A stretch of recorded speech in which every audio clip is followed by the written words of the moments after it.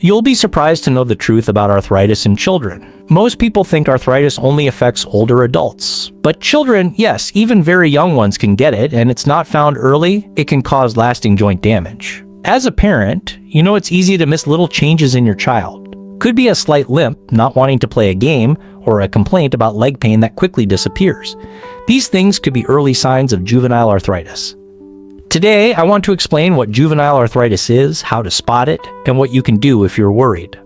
Finding it early is very important, and it can greatly affect how soon your child gets treatment. Let's start. So, what is juvenile arthritis? Its full name is juvenile idiopathic arthritis, or JIA. It is an autoimmune condition that makes your child's immune system, which is supposed to protect their body, start attacking healthy joint tissue instead. There's no exact reason as to why this happens, but genetics likely play a part. Sometimes it starts after a virus. But the important thing to know is it's not caused by an injury, using your joints too much, or anything you did wrong as a parent. It's the immune system reacting too strongly, which causes swelling inside the joints. This swelling leads to pain, puffiness, and stiffness. If it's not controlled over time, it can harm the joint. Sometimes it can even affect a child's eyes or other body parts. How it happens in children.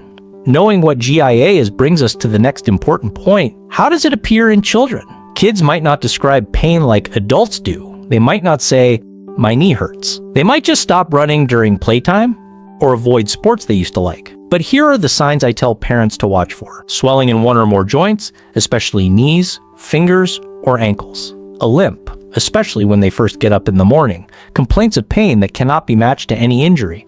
Low fevers without another clear reason. Tiredness that doesn't get better with rest. Stiffness after sitting or sleeping. Being upset or not wanting to be touched near their joints. Some of these signs might come and go. But if you see a pattern, even over a few weeks, it's worth looking into more. Why is early diagnosis so important? You might be asking why being so aware matters. Let me explain why finding it early is crucial. When juvenile arthritis is found quickly, it greatly improves the chances of protecting your child's joints and keeping their life quality high. If swelling is not treated, it can cause more damage. This might mean less movement in a joint, or it could affect how a joint grows. In some cases, it can lead to lasting changes in joint shape or problems with their eyes. But here's the good news. When found early, JIA can be managed well. Many children go into remission, meaning their symptoms go away. Others live full, active lives with just a few changes in regular care. It all starts with parents noticing things and asking questions when something isn't right. What should you do if you are concerned? So, you've seen some signs and you're worried. What should you do next? Start by talking to your child's pediatrician. You don't need to have a diagnosis already. Just share what you've noticed. Talk about which joints is affected when the symptoms usually happen. If the problem is getting better, staying the same, or getting worse.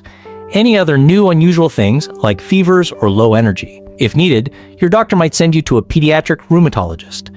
This is a doctor who specializes in joint problems in children caused by the immune system. Then, tests like blood work or scans might help confirm what's happening, what you can do at home now.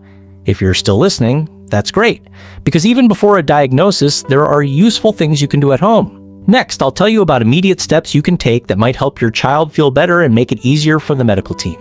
If you find this information helpful, please like this video. It helps other parents find this information. Subscribe for health tips based on clinic experience.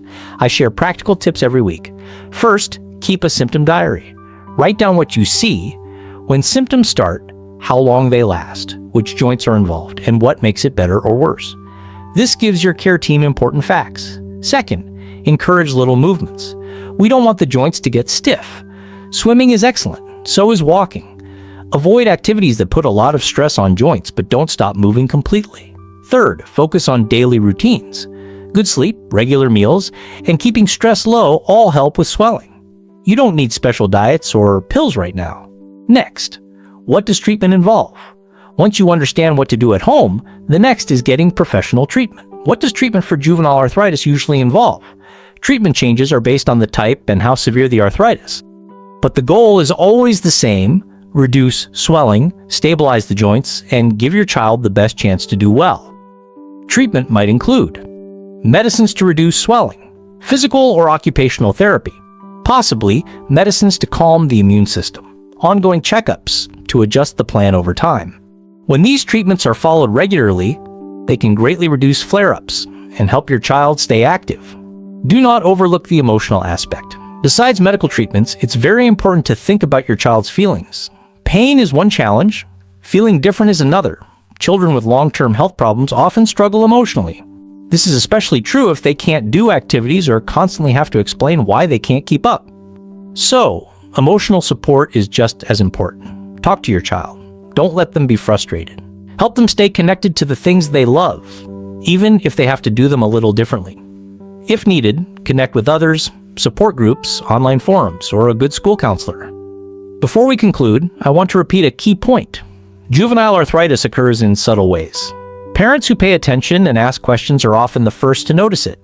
If this video helped you understand juvenile arthritis better, please like it to help share this information.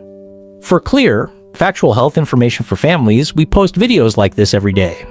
So, kindly subscribe and turn on the notification bell to know when a new video drops. Next up is a video on joint-friendly routines that are safe for children. This is helpful whether they've been diagnosed or you're just being careful. It's right here on the screen. Thanks for watching. See you in my next one.